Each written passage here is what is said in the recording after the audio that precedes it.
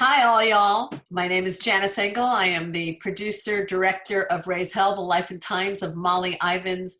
And that all y'all does not mean I'm from Texas. All right, I have come to cheer y'all up about the state of politics in this great nation. I know you think that it is looking dark and gloomy. Cheer up, it could always be worse. You could be living in Texas. I bring to you our own Molly Ivins. Molly Ivins appeared in papers all over the country. How many legendary print journalists are there? I'm a Texan. I drive a pickup truck. I drink beer. I hunt.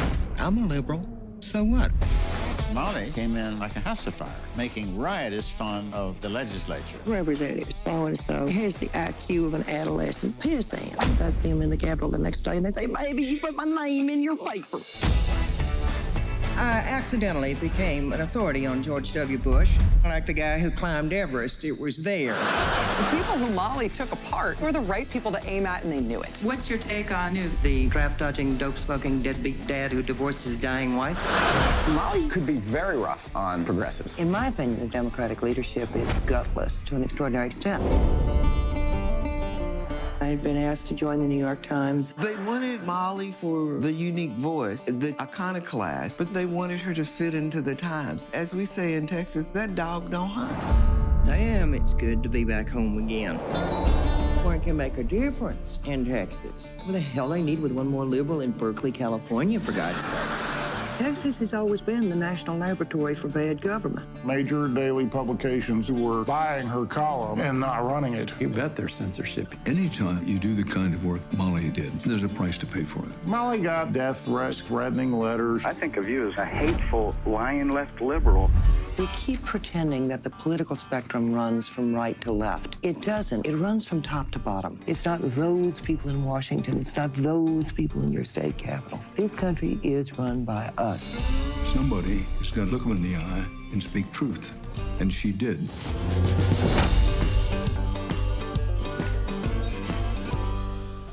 That is the trailer for the documentary Raise Hell, The Life and Times of Molly Ivins, and this is Factual America. We're brought to you by Alamo Pictures, a London-based production company that makes documentaries about America for international audiences. Today we're talking about Molly Ivins, the award-winning columnist and journalist, and helping us to learn more about this Texas and American icon is award-winning director and producer Janice Engel. Janice, welcome to Factual America. How are things there in L.A.? Thank you for having me, Matthew. Things in LA are actually sunny, a little crisper in terms of temperature, which is actually a relief because we had a couple of really deep heat waves in the past few weeks, and I really look forward to having, the weather cool down a bit. So it's good. Everything is good, and we are happy here in America. At least some of us are. Yeah, well, half the country. It feels like, and that is something we might even talk a little bit more about later.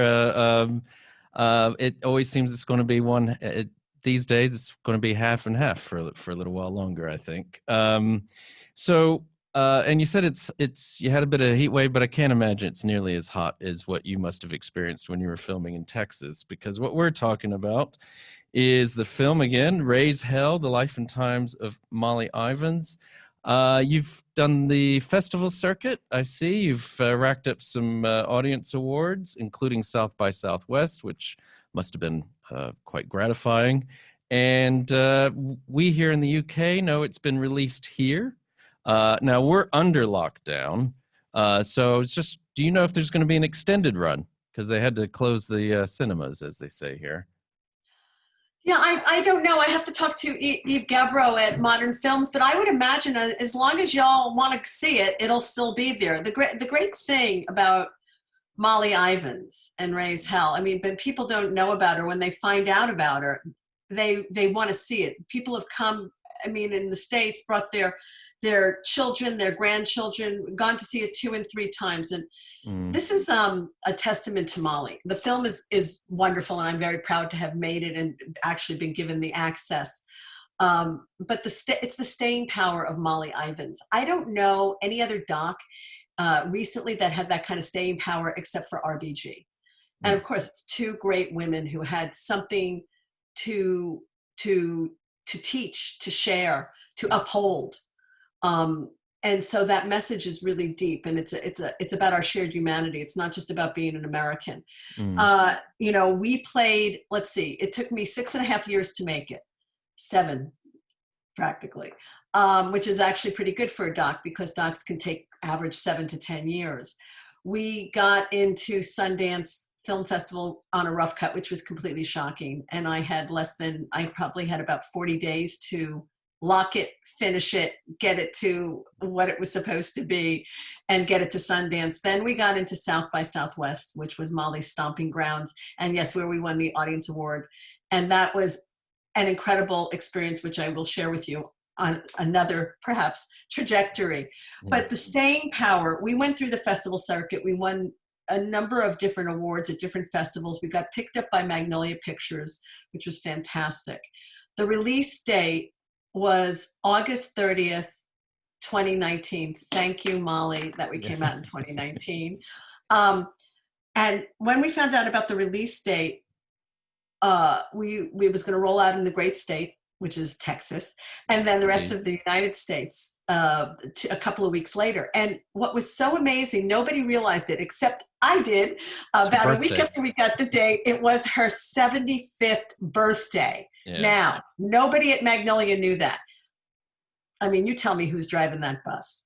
So we released Raise Hell on her birthday. We stayed in theaters for 18 weeks, from Alabama to Alaska. That's extraordinary for a small independent documentary. Then we were invited through Bridget Arsenal, who found me via Sundance and South by in the top 10 lists, reached out, and we brought Raise Hell to London first at her curated women's breakthrough film event that she holds, a series that she holds held. In the pandemic, it's been stopped, but at the Bulgari Hotel.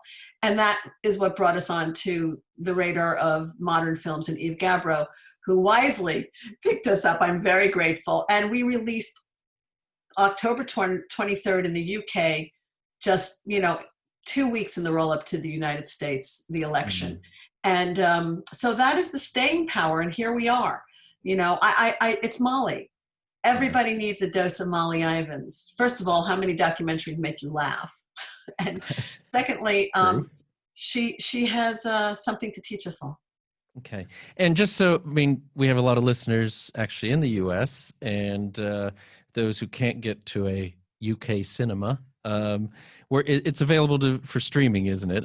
People can just search for it and they'll find it.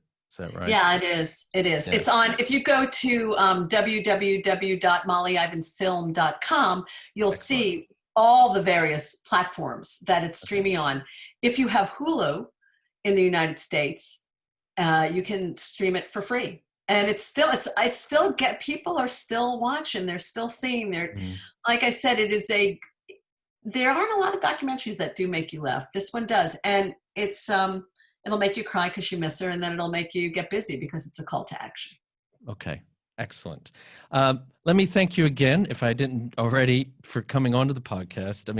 We've been wanting to have you on for, as you say, this came out in 2019, and I've been wanting to have you on for a while. And as we were talking before, I'm originally from Texas and was very well aware of Molly Ivins. The film made me quite homesick, I will say.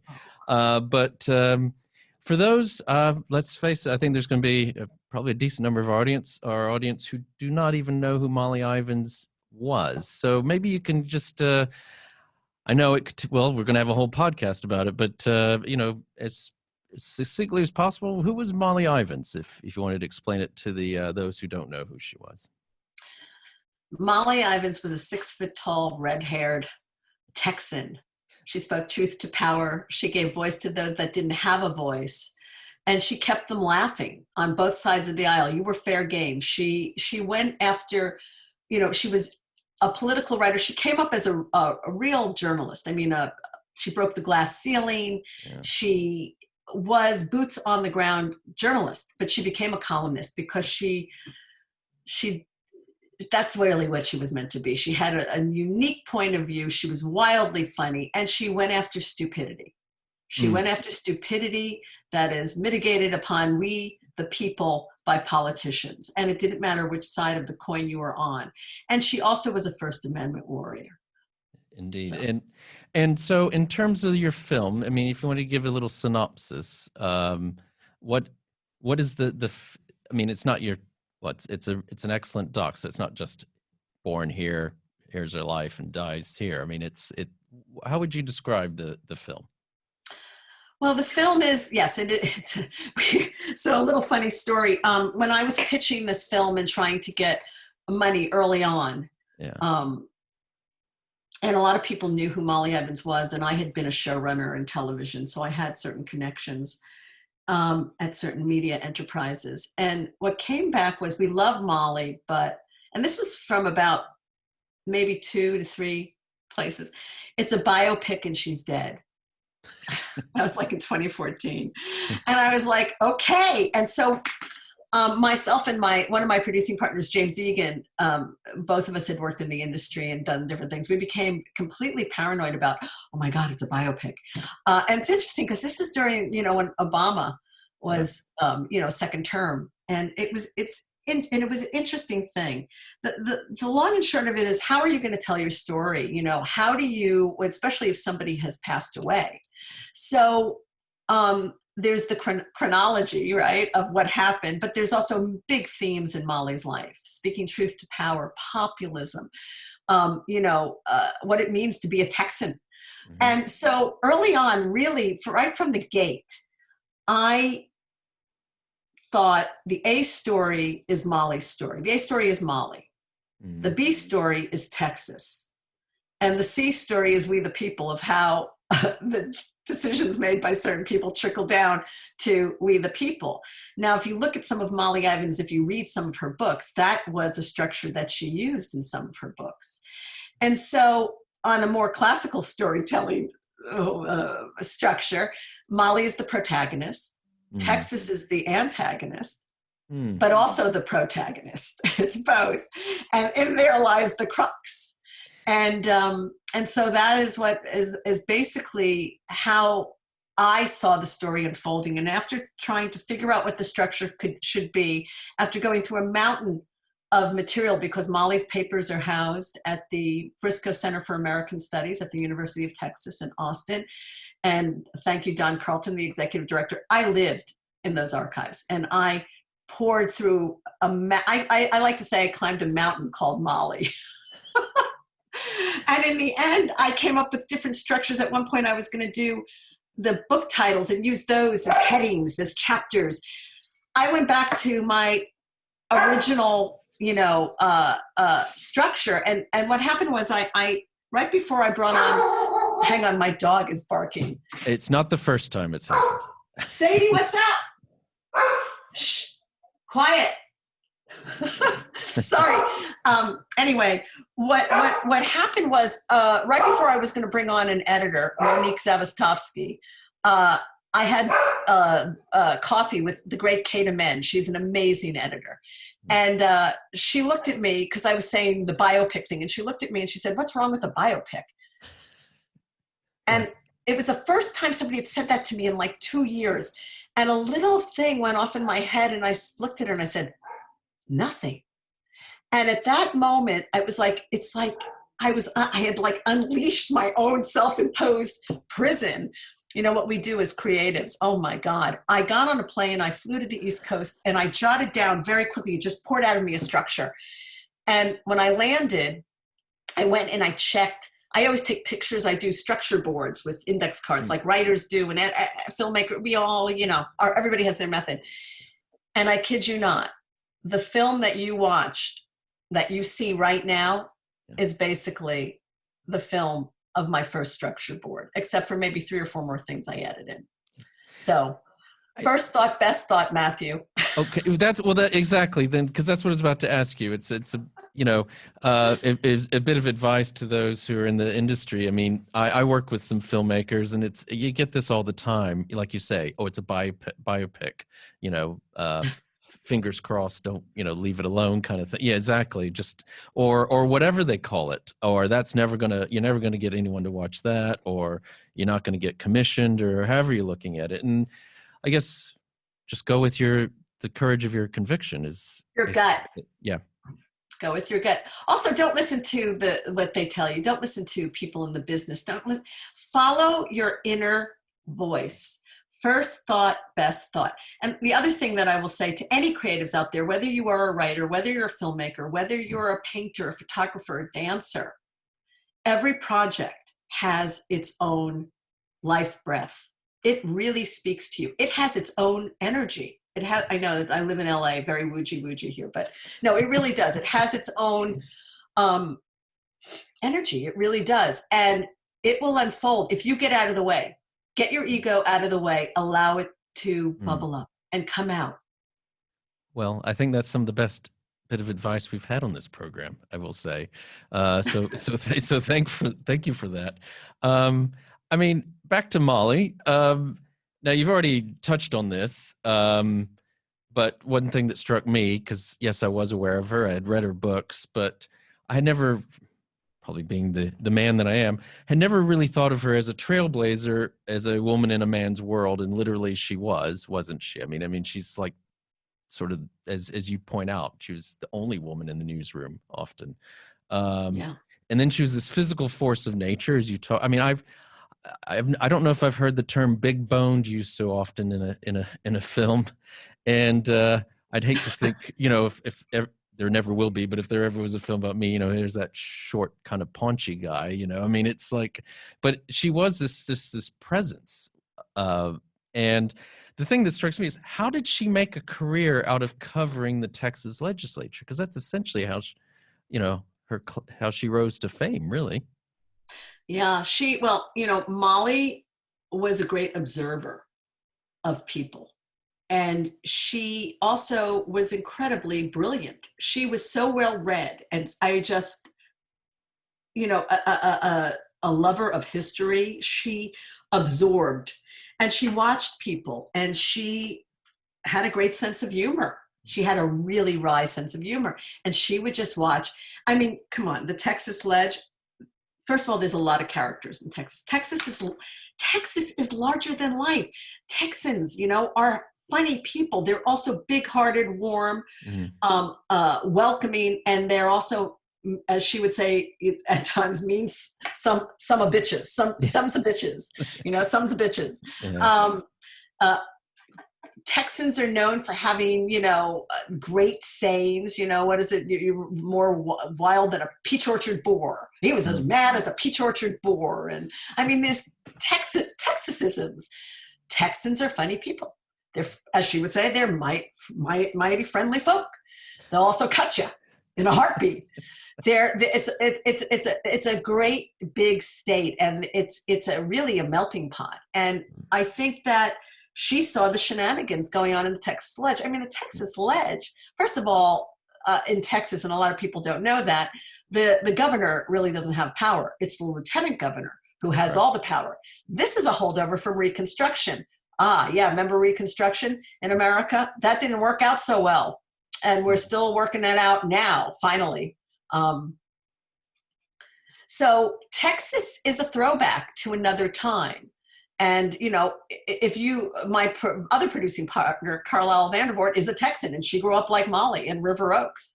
As I like to say, High Wasp, St. John's, cocktails, the whole thing.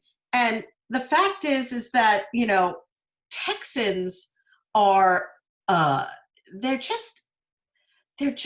got this way, they've got this, if you think about it, when you grow up in Texas, you don't learn about United States history. You learn about Texas history. Yeah, when you are asked, when you go, okay, you're a Texan, you live in the UK. Yeah. When people say, Matthew, where are you from?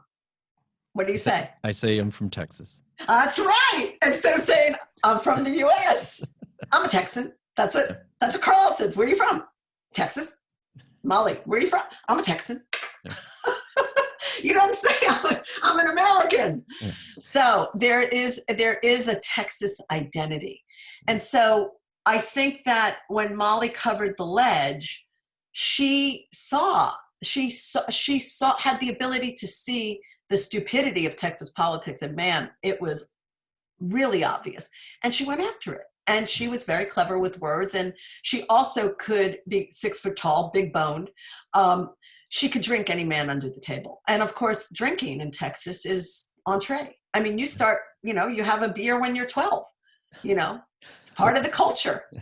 I wish I had. My parents are teetotalers, but anyway, that's another story. But basically, you know what I'm saying. No, I'm telling. I know. It wasn't much later. It's. I think you raised some very good points. Had you had any before you did this project? Had you had much interaction with the great state of Texas? Not a tad, except for my best friend, Carlisle Vandervoort, who became my producing partner. I had a few friends from Texas, but Carlisle was definitely my best friend. And James and I, when we got the green light on this from Molly's estate, we knew we needed to bring in a Texan because we're carpetbaggers. I'm originally from New York, if you haven't guessed already, even though I haven't lived there in over 40 plus years. And James was from Baltimore.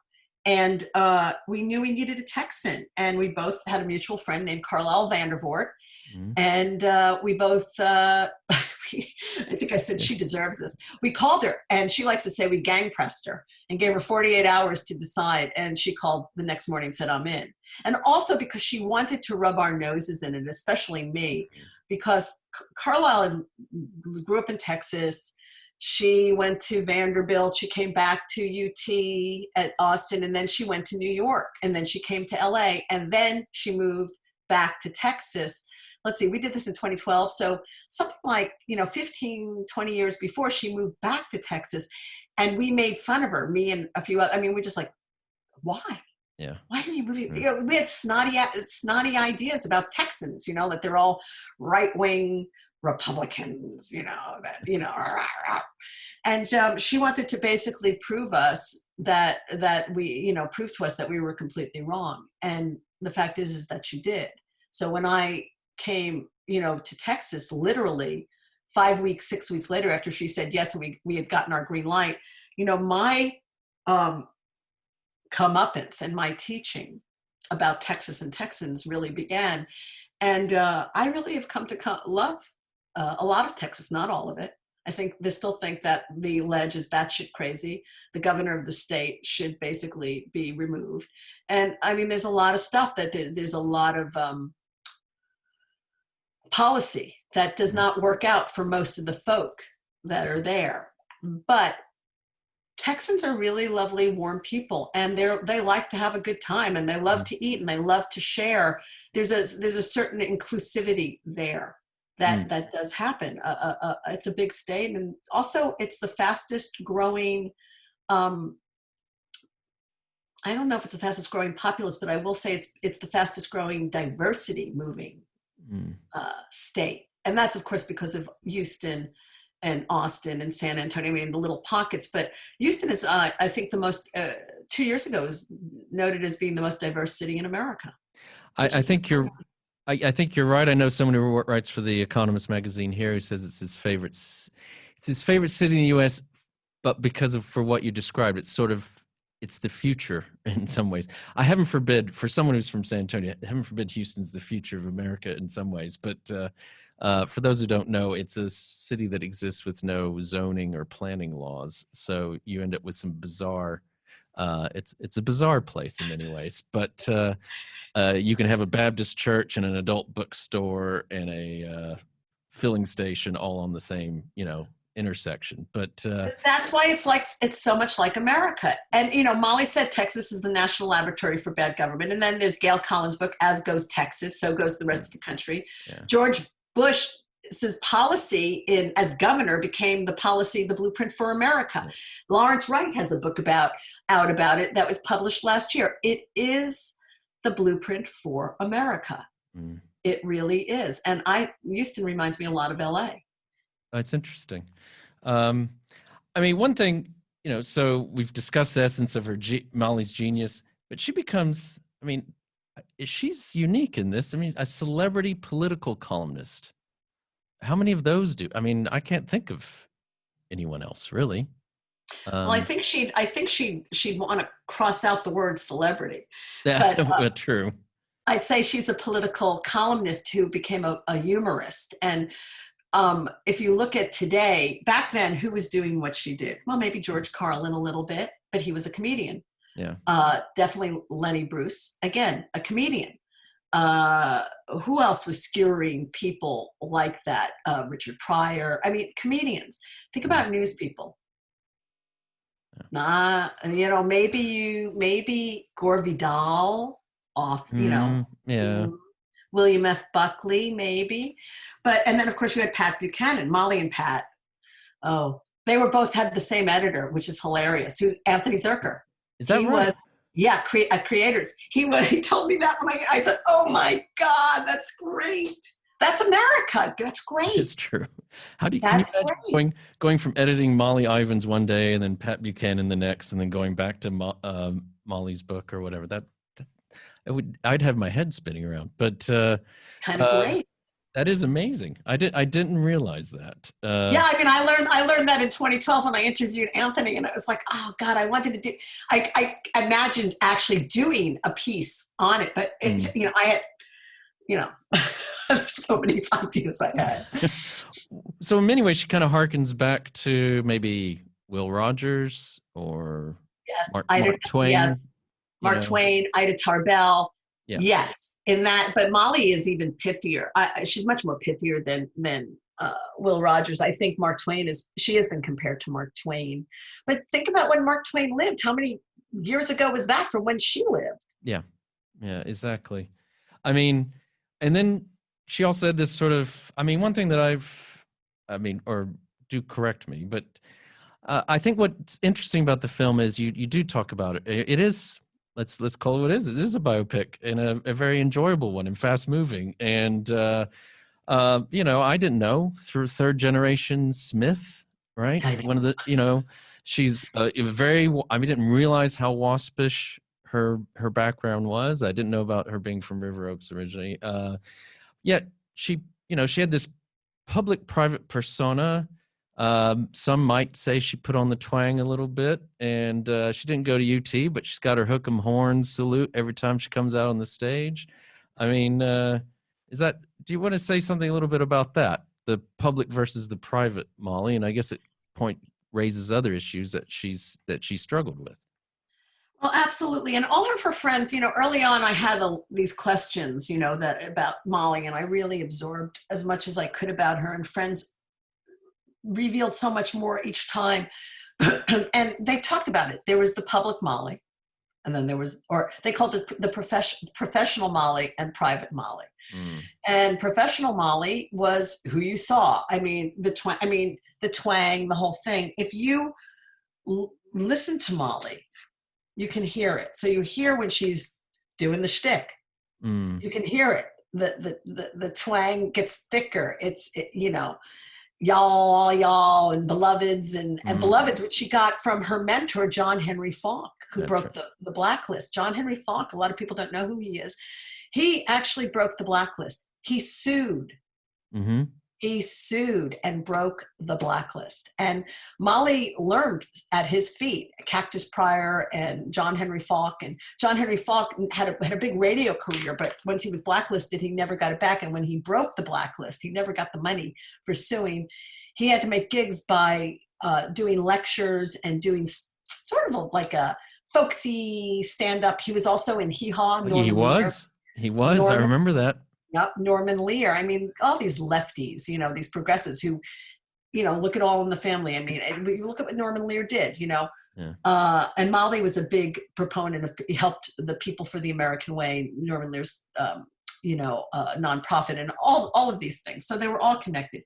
But she learned a lot. She asked John Henry Falk, she noticed that he repeated story. She said, how are you funny all the time?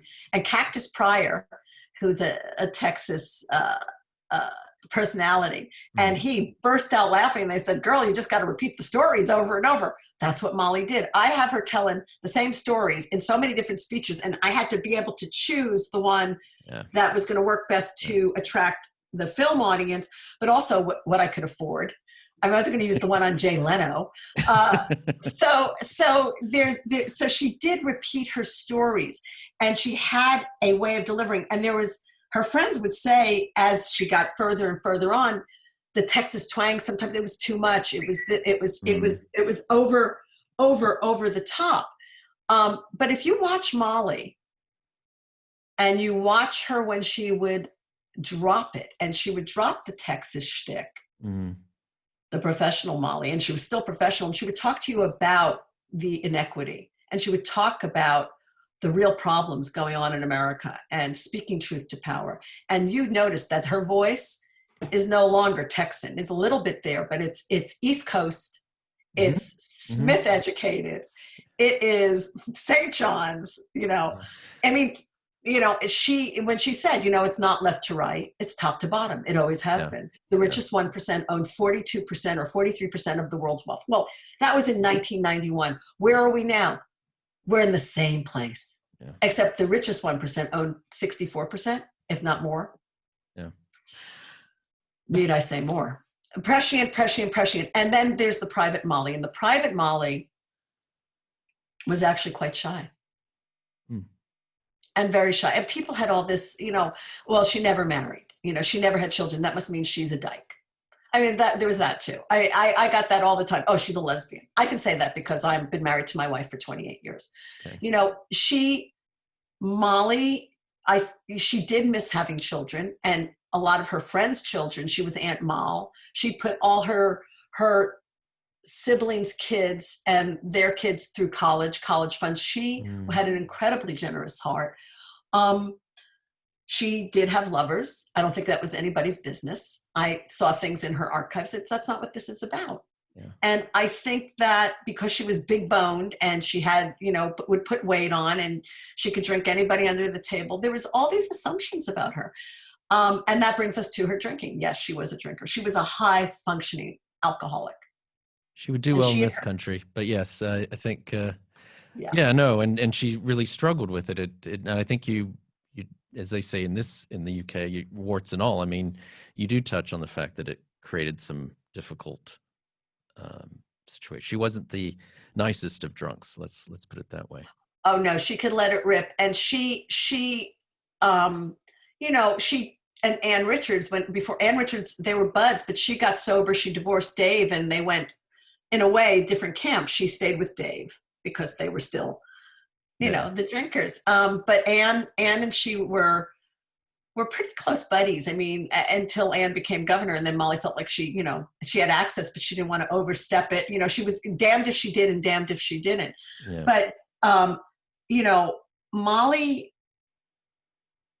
they called it drunk school. They would go to drunk school. They would go to Betty Ford. They would Rancho La Puerta. They would dry out, clean up, stop smoking, lose weight, and then she would fall back in. And I would say her drinking was very, very lonely. She would, as Lou DeBose said, you can't drink, 2 bottles of wine a night, and yet she would still, high functioning. She would still deliver a column twice a week. But she finally got sober. I don't want to give away the film, but just on a personal note, she did finally get sober in the last 18 months of her life, which Annie Lamott said was probably, she's the most courageous person I've ever known. Because who would do that? You've got a death sentence. You're going to die. And who could get sober? They'd say, screw it. I'm going to go out and, hell in a handbag and have a good time. And the thing that's extraordinary for me about that is that Molly Ivins, who could speak truth to power to the most powerful person on the planet, oh my God, she would have had a field day with Trump. She would have just dined out on him for breakfast, lunch, and dinner. She could speak truth to power around the world. In the last 18 months of her life, she basically faced her own truth and wanted to go out clear. And that's courage. Well, indeed. And I think that's actually probably a good point to give our listeners a small little break here. And we'll be back shortly with Janice Engel. You're listening to Factual America. Subscribe to our mailing list or follow us on Facebook, Instagram, or Twitter at Alamo Pictures to keep up to date with new releases or upcoming shows. Check out the show notes to learn more about the program, our guests, and the team behind the production. Now back to Factual America. Welcome back to Factual America. I'm here with Janice Engel, director and producer of Raise Hell, The Life and Times of Molly Ivins, which the Guardian newspaper here in the UK describes as a memorial to a liberal legend. Janice, you did touch on this a bit at the beginning, but how did this film come about? How did you, someone who's been in LA all these years, get onto this project? The way I learned about Molly Ivins, because I did not know who she was, I am happy to reveal. I didn't know who she was. I grew up in New York. I went to college in Los Angeles. I stayed. I went back and forth, but she wasn't on my radar. I had heard of her from that she had dubbed George W. Bush shrub the little bush, which I thought was hilarious. And I think I'd seen her on a late night. I want to say, I think it was probably Letterman, but it's a long time ago. So I didn't know who she was. What happened was James Egan, who is my producing partner, there's three of us, there's also Carlisle Vandervoort. James and I had wanted to make a film together for quite some time, and he's a producer. And he called me up in spring of 2012 and said, you need to go see this play at the Geffen Playhouse, that's in Los Angeles. It's called Red Hot Patriot, The Kick-Ass Wit of Molly Ivins. It's closing this week and you must go. And I said, why? And he said, because I had to last week. He knew the playwrights and he was like, oh my God, it's their first play. But he went and he said, you have to go and see it. And the carrot that really got me to go was, he says, and it stars Kathleen Turner, the great Kathleen Turner. Right. And I was like, oh my God, okay, one woman show, dang. Okay, so I went, I bought a ticket. I sat in the third row, slightly off center, and I laughed my ass off. It was the funniest thing I had seen in a long time. It's Molly, her words, it just the delivery, and Kathleen was great, but they also had media of Molly in it, and you had heard her voice, and I was like, wow. I mean, I laughed. We're talking out loud laughing, and I got home and I Googled Molly Ivins till 2 a.m., 3 a.m. And there were all these clips from C-SPAN, obscure stuff, and I had to go to sleep. And so I called James first thing in the morning and I said, oh my God, she's hilarious. And what's the story? And he said, I went backstage. Last week I spoke to Kathleen. I spoke to Janice Engel, one of the twin sisters, the playwrights. She said nothing had been done on Molly except the play. I said nothing. He said nothing. I said, holy cow. And so that was it. Nothing had been done. And we said, we need to do this and we need to make a doc. And so through the Engel sisters, we all have the same last name. That is hilarious. And we all spell it E-N-G-E-L, which Engel in like German, Danish, Dutch means angel. So it became my joke that Molly had her, brigade of angels doing her bidding for her here on terra firma. Well, she's like kind of working. She's like, we're the puppet master. We're her little puppets. So anyway, we got through Allison and Margaret Engel, we got access to Molly's chief of staff. She called her chief of staff. I saw that. It's hilarious. Betsy Moon. Betsy, IMDb, James and I said, oh, they're for real. They have credits. And so she put us in touch with the estate, which was the Texas Observer and the ACLU, through Molly's former manager still posthumously, Dan Green, and who also IMDb'd us. And we got the green light pretty quickly. And in that period, we also reached out to Carlisle, the Texan, because we knew we needed a Texan to be able to go and, get money. Texas money, asking oil and gas. I couldn't ask those people for money, but Carlisle could, because she is also, like Molly, a child of oil and gas privilege.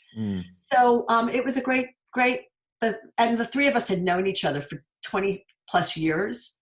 So it was kind of built in, this our little group to do this. And then it was, mostly, it was me and Carlisle who did most of the shooting. Sometimes I'd go by myself with just a shooter for 10-day trips to different areas of Texas and New Mexico, doing interviews with Molly's peeps. Yeah. And I mean, as you already said, you spent a lot of time there at UT. there's not to, sometimes it scares people off, but lots of archival. I mean, how much C-SPAN footage did you have to watch? I mean, probably, I used to live in DC. You probably have watched more than anyone who lives in DC's.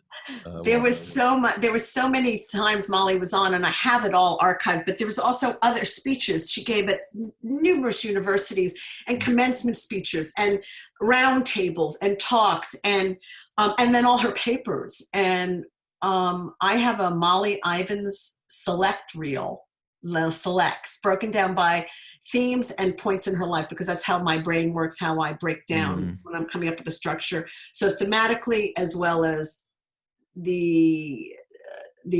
her life and how it flowed, and presidents and just different things, gun lobby. I mean, just different things. Yeah. And that select reel is over 7 to 8 hours long. Selects. Amazing. I will say, I even had this note down here later.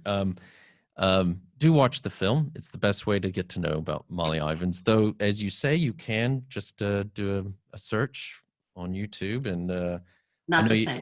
Not the same. Though I do recommend the Tulane lecture. I think that you do have a clip or two, but that's worth a watch. Well, she was the speaker, the commencement speaker, because her nephew Drew had graduated. He introduces her. It's pretty wonderful. Well, the only thing how I picked up on that, she said something about her nephew or something. She kind of looks down in that clip, and I just saw he must be in the audience. But the one I saw, they don't have that introduction at the beginning. But one thing that struck me, it's for those of us of a certain age, it doesn't seem like it's that long ago. But my goodness, some of that footage. I mean, because she was famous before W, and that's some of the lexicon she introduced into the world, W and Shrub and Bubba's. Gosh, it looks like ancient history in some ways. Well, I mean, yes. I mean, a lot of the stuff was shot in videotape, and it's completely degraded. And we tried to, oh my God, we tried to find masters. We found one master was destroyed by a flood.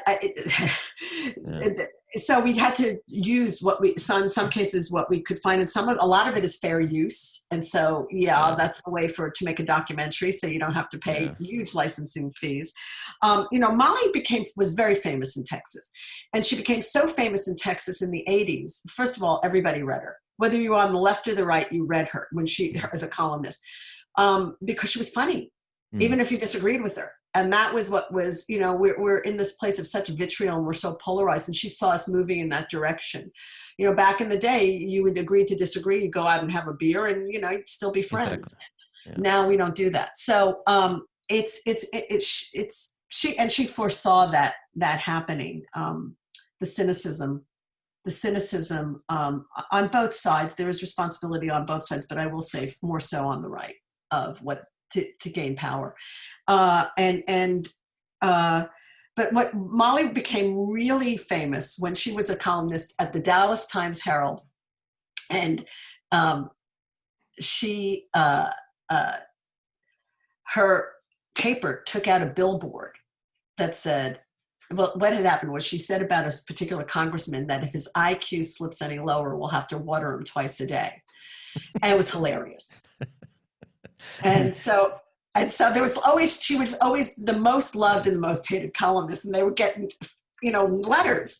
And so her paper did a bold move. They took out billboards around Dallas and Fort Worth that said, Molly Ivins can't say that, can she? And that is what became, several years later, basically the title of her first book, which became a New York Times bestseller and remained on the bestseller list for, an extraordinary amount of time.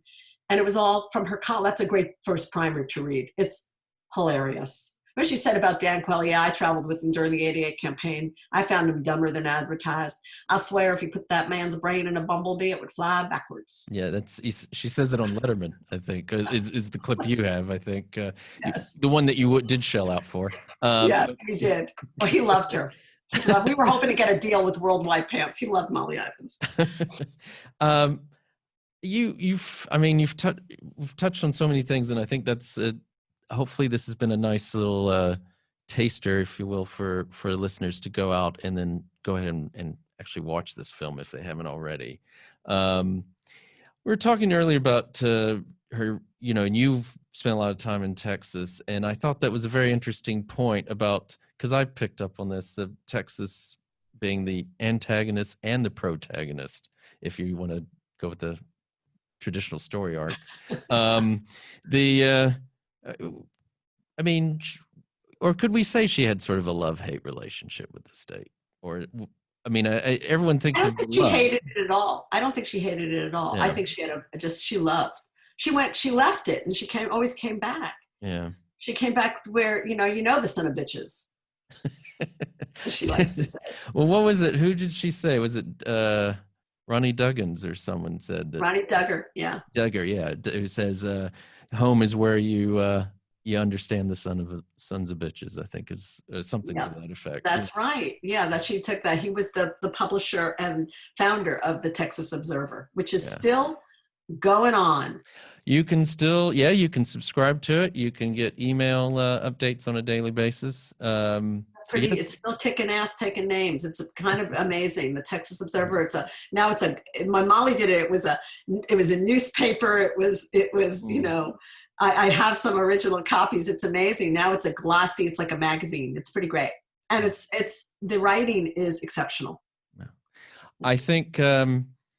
So I don't know if it made it onto the recording, but you said earlier, sort of a mini Molly. But what do you think she would think about the current state of politics in the U.S. and the polarization? I mean, you've already said that she kind of was already as sort of a Cassandra, saying that's where things were headed. Yeah. I mean, Newt Gingrich, you know, the compact with America was nasty. And it was no holds barred, and it was basically doing away with civility. And some of the things they did, you know, his contract with America in '94 was kind of a blueprint that started that. I mean, the real polarization, and then the courting of the religious right, which became the Tea Party, which then begat the what do I want to say? The Tea Party begat the alt-right universe that we're in, and the Proud Boys and all of that. You know, it's Molly would be devastated. She loved America. She real patriot, way more than me. She loved America. She loved what this country stood for. She was a First Amendment warrior. She was on the front lines of, you know, she left half her estate to the ACLU, American Civil Liberties Union. She look, you know, when the Klan, it's in the film, but when the Klan would come to protest in Austin, you know, they had a right. They're the Klan. You have a right in America.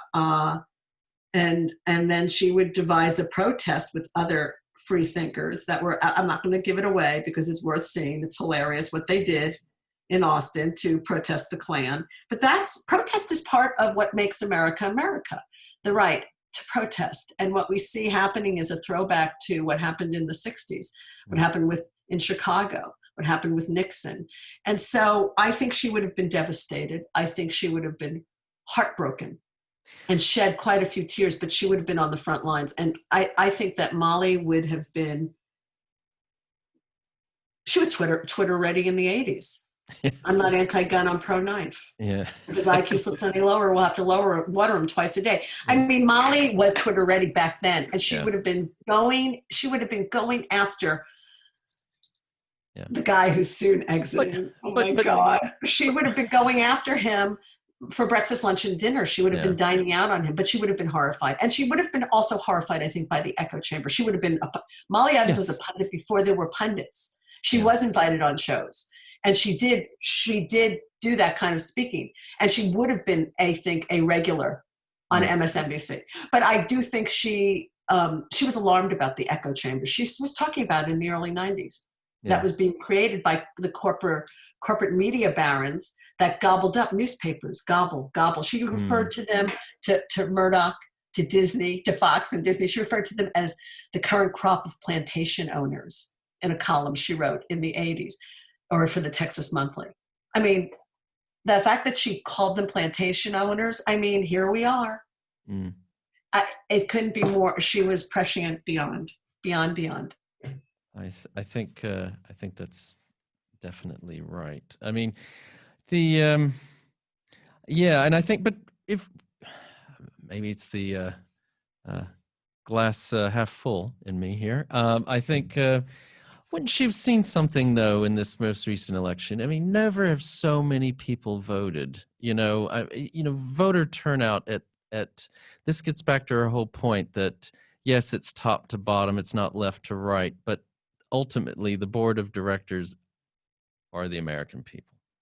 And there you have it, a democracy. Oh my God, thank God. Democracy hanging on by a thread. It's still working. Now we have a very polarized country, but that's just here. This is around the world. We have a polarized world, and it's about the first world versus the third world. It is about color, and it is about tribalism, and it is about patriarchy. I could go on and on and on. But it's really about, we have a shared humanity. We are one species. People forget we are one species. We're a species. We are one species, and we have one planet. We have one home. It's called Earth. Y'all who want to go to Venus, have some fun. Good luck with that. So people want it, in the first world, they want it now. Remember that? I want my MTV. I want it now. Yeah. No, the pandemic is horrible. It's a global enemy, and it is a wake-up call for us. People say, I wanted to go back to normal. Really? I guess you're on the top. I guess you're getting everything you want when you want it. I think that's a good point. I think also it can't return to normal because I think it's my own personal opinion. I think what this has shown, I mean, there's someone in the Obama administration once said, never waste a crisis. I think, which sounds a bit cynical, but I think you kind of know where they're coming from on this one. I mean, if this is shown, as if indeed there's a vaccine that's coming out in a few weeks' time, it just shows you what can happen if everyone puts their, just mobilizes the resources and the will. And then it gets to this whole point of what needs to happen in terms of, as you say, saving the planet. Yeah. Well, I think that there's the selfishness, the narcissism, of the world, and created by these things, by social media. We are a narcissistic world, and that needs to change. It's what's bred this, and also the whole thing of, America's there's a lot of big lies, the whole idea of rugged individualism, that comes from Texas. The rugged individualism, pull yourself up by your bootstraps. Okay, that's good, but you have to be able to afford the bootstraps. Yeah. And so it doesn't allow, yes, I understand it, what it's your responsibility. Not everybody's going to be able to do that. They're always, and that's why she was so angry at Clinton, children and welfare. Not everybody's going to have that ability. So what do? You just let them just fall off the deep end and just say, sorry about that, Yeah, I think, we have a responsibility as a shared humanity. I mean, that is my thing for my future projects. It's really all about our shared humanity. Well, you bring us to, and I hate to say, I think our time's actually drawing to a close here, but before we get to your future projects, one last question. What do you think Molly's legacy is? And is there anyone following in her footsteps? Or can anyone follow in her footsteps? But you know what I mean. Does she have any progeny, if you will?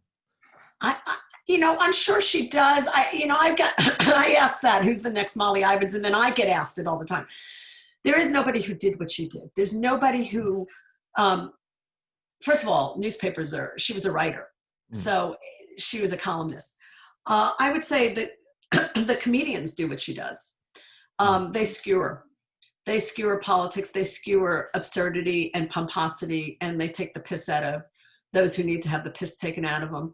But Molly was also a real journalist. She was an investigative journalist. She had maybe she had her Betsy Moon, and maybe she had a stringer every now and then, but she read 6 newspapers a day. She did her own research.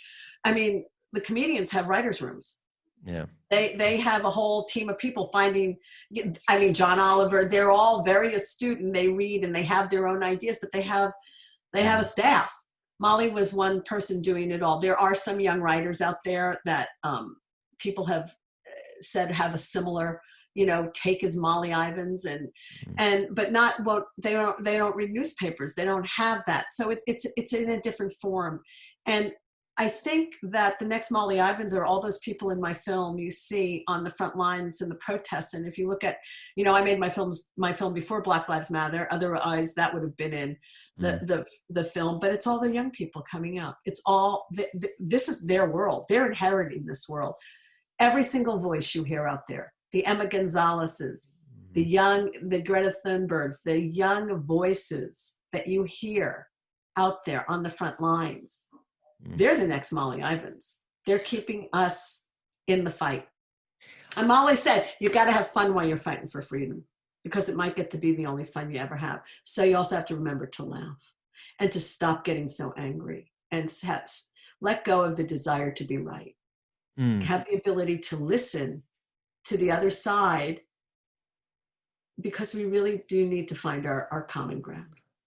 I think that's a very good place to leave it when we're discussing Molly Ivins. Only to add that if you watch the film, you'll realize that she was a cub reporter for the Minneapolis Tribune, I think, and she was talking about police brutality back then, and that's that kind of prescient as well. What is next for you, Janice? Well, next for me, I teach. So, well, you're very in the moment.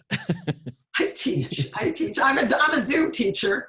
I teach at the Academy of Art University in San Francisco, though I'm in LA because I'm not going up to San Francisco, thank God, since last March. I teach film. I teach documentary, writing, editing, filmmaking. And I also, I have a Holocaust education program called What We Carry. About how do you tell first-person narrative stories of survival when they've passed away, and we're losing that generation. So I have a producing partner who's a producer on Raise Hell, Amber Hell. We created that back in 2010, and I have projects.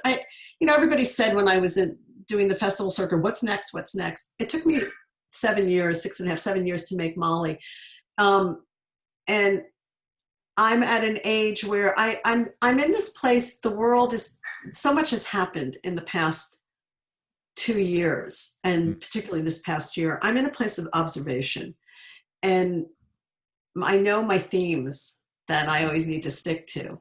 I do have a television doc series that I'm developing called The World We Want, which is all about youth activists. So it is the world we want. Can you imagine a world without conflict? Of course, if we didn't have conflict, we wouldn't have any stories anymore, because conflict is the root of storytelling. But it's a noble idea, and there's a lot of young people who understand about our shared humanity, and so that's something that I'm working on developing. In terms of a specific doc, I have a bunch of ideas, but I'm just letting them. It's like it's in its percolating process. I'm just kind of watching and seeing. I'm making space because Molly was such a big part of my life for the past 7 years that I'm trying to get to this place to make space and room to allow what is truly next to come in. I think that's an excellent piece of advice for those who can, just to take a step back and do a little observing, because I think we're in the middle of a giant, several storms, some sort of version of the Industrial Revolution, whatever it ends up being called 200 years from now, all kinds of things going on. And I think there's such a a natural instinct to try to just want to jump in and start doing or saying something. But we've side note, we've been kind of Texas heavy here. There's a Horton Foote documentary that's come out recently, and he was quite the observer as well. And people, the playwright, and did the screenplay for To Kill a Mockingbird, and he would literally just kind of sit in the corner of a room and observe, and that's how he came up with all these amazing plays and screenplays that he did. And so if we can, and maybe for those, so this is going to air later, but this is Thanksgiving week in the USA. It's maybe a good time to just take stock of what we've of everything, all the blessings we do have. So so thank you so much, Janice. It's been lovely talking to you, and we'd love to have you back on sometime when you do your next project. Thank you, Matthew. Thanks for being here. I thoroughly enjoyed talking with you as well, and sharing my point of view, my Molly stories, and some of my ruminations and things that I've learned really in the past 7 years. I mean, I've learned them in my life, but I mean, really learned a lot. That's why I teach. I love to share. That's great. And what I will add is, please do go watch the film. As someone who's a native Texan, born and raised, I noticed in a lot of the interviews with Molly, not even in just your film, but the clips I've seen, she's often asked, "Is that a true story?" Yes, these things do happen in the great state of Texas. It's probably a good thing that the legislature only meets once every 2 years. I can only imagine what mischief we'd have if they were meeting all the time. So so thanks again. To remind you, the film is Raise Hell: The Life and Times of Molly Ivins. You can stream it if you're in the States. You've got Hulu. You can watch it for free. It's on. We'll be back in the cinemas in the UK once we're allowed to go back to cinemas. You can stream it in the UK. It is through Modern Films. There are numerous streaming platforms, from what I understand. Curzon, I believe Curzon and Modern Films. There's a bunch of them, and Bridget will know exactly the platforms. And if you guys can put that out with your podcast, I think that's really important. We'll put that in we'll put that in the show notes. I can guarantee you. So, so thanks again, Janice. It's been a pleasure chatting with you, and thanks to our listeners. I want to give a shout out to This Is Distorted Studios here in Leeds, England, and to remind you to please remember to like us and share us with your friends and family wherever you happen to listen or watch podcasts. This is Factual America, signing off. You've been listening to Factual America. This podcast is produced by Alamo Pictures, specializing in documentaries, television, and shorts about the USA for international audiences. Head on down to the show notes for more information about today's episode, our guests, and the team behind the podcast. Subscribe to our mailing list or follow us on Facebook, Instagram, and Twitter at Alamo Pictures. Be the first to hear about new productions, festivals showing our films, and to connect with our team. Our homepage is alamopictures.co.uk.